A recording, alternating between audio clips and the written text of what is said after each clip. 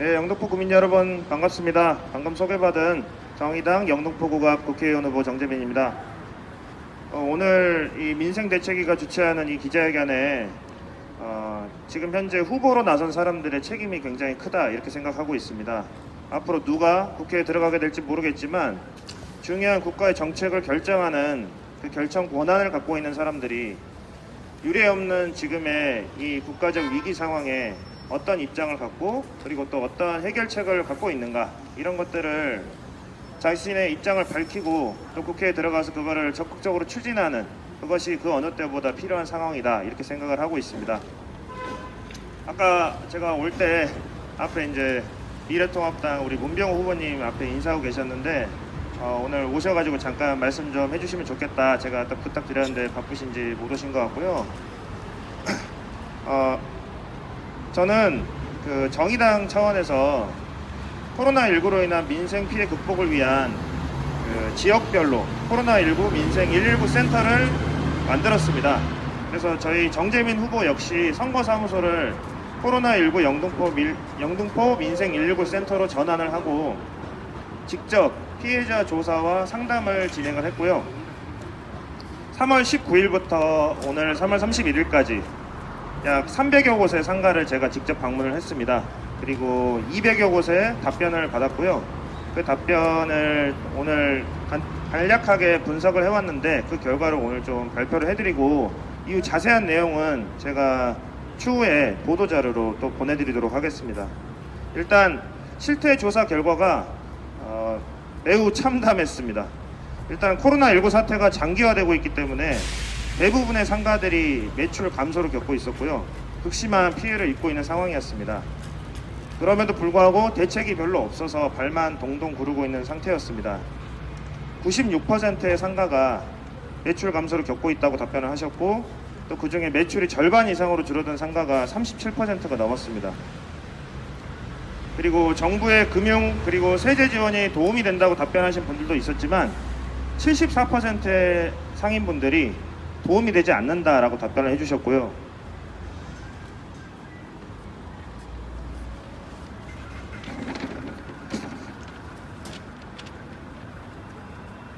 그 이유로는 지원 방식이 도움이 되지 않고 신청 절차가 너무 복잡하고 그리고 지원 액수가 적다는 순으로 현재 정부의 대책이 매우 실효성이 떨어진다 이렇게 답변을 해주셨습니다. 그래서 지금 당장 필요하다고 생각하는 대책은 임대료, 카드 수수료, 인건비 등 고정 비용을 지금 직접 지원해줘야 된다는 답변이 제일 많았고요. 전기, 수도, 가스 등 공공요금을 지원해줘야 한다. 그리고 건강보험료, 고용보험료 등 사회보험료를 한시적으로 경감시켜줘야 한다. 소득 및 생계비 보전 등 재난 직접 소득을 지원해줘야 한다. 그리고 중소자영업자들의 그 대상으로 한 대출이 이루어지고 있는데 이에 대한 한시적 이자 면제가 진행되어야 된다. 그리고 마스크 100% 국가가 지원해야 한다라는 순으로 답변을 해주셨습니다. 이 외에도 영등포구 그리고 영등포 구의회에도 전달하고 싶은 메시지에 특히 이제 장사하시는 분들이다 보니까 장사가 너무 안 되고 있는 상황에서 점심시간 그리고 저녁시간에 주차 단속이 너무 심하다. 그래서 한시적인 주차 단속을 완화해 줬으면 좋겠다는 요구가 있으셨고요. 그리고 지금 대출을 받기 어려운 이미 대출을 받고 있어서 요건이 안 되거나 또 개인 회생을 하고 있는 상황 이런 것들 때문에 정부의 그 지원책에 사각지대가 있습니다. 이 사각지대에 대한 대책을 구와 구의회가 적극적으로 마련해줬으면 좋겠다. 그리고 무엇보다 임대료를 직접 지원해줬으면 좋겠다. 이런 요구들이 많았습니다. 지금 정부 그리고 지자체에서 대책을 내놓고 있지만 대출 위주의 지원 정책에 되게 분노를 많이 하고 계십니다. 지금 자영업자님들한테 필요한 거는 언젠가 갚아야 될 돈이 아니고 지금 당장 생계를 보존할 수 있는 실제 돈이다는 말씀을 드리고요.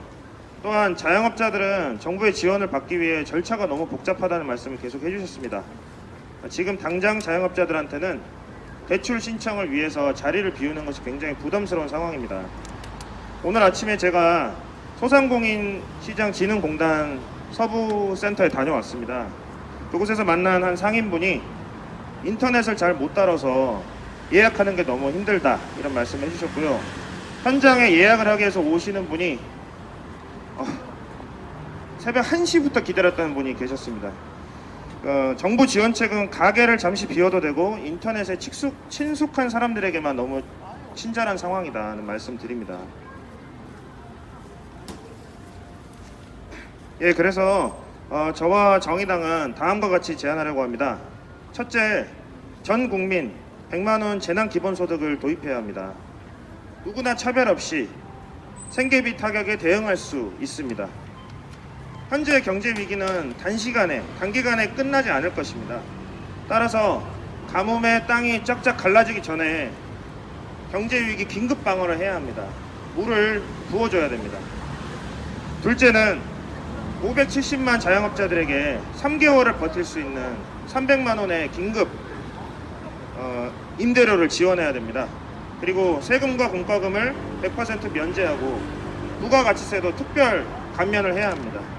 지금 중소상공인들은 긴급한 상황을 타개하기 위해서 대출을 받고 싶지만 낮은 신용 등급 그리고 과거의 대출 경험 등 때문에 복잡한 요건이 되게 많아서 대출을 못 받고 있습니다.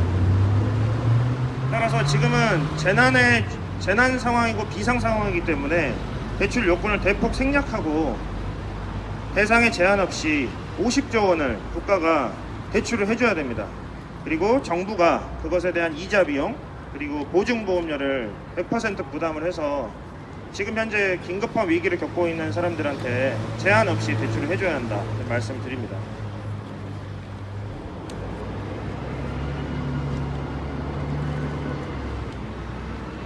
세 번째는 코로나19는 자영업자뿐만 아니라 수많은 아르바이트 노동자 그리고 5인 미만 사업장 노동자 비정규직들한테도 큰 타격을 입혔습니다. 오늘 이 자리에도 그 문화센터 강사분이 오셨는데요. 정부는 이 579만 명에 해당하는 임시 일용직 그리고 프리랜서 학원 강사 등 54만 명에 달하는 플랫폼 노동자들한테 3개월을 버틸 수 있는 긴급 생계비를 지원해 줘야 합니다. 그래서 정부는 자영업자 그리고 노동자를 함께 살려야 합니다.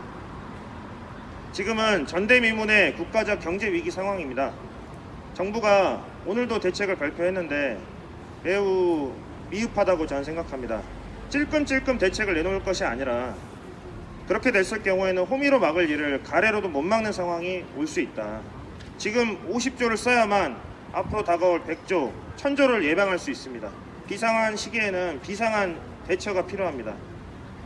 100만 원씩 기본소득을 지급해서 가뭄에 땅바닥에 쩍쩍 갈라지는 것을 막고 그리고 직접 생계를 위협당하고 있는 사람들한테 3개월은 버틸 수 있는 생존할 수 있는 직접 지원을 강화하는 과감하고 선제적인 조치를 다시 한번 정부와 그리고 지자체에 촉구합니다.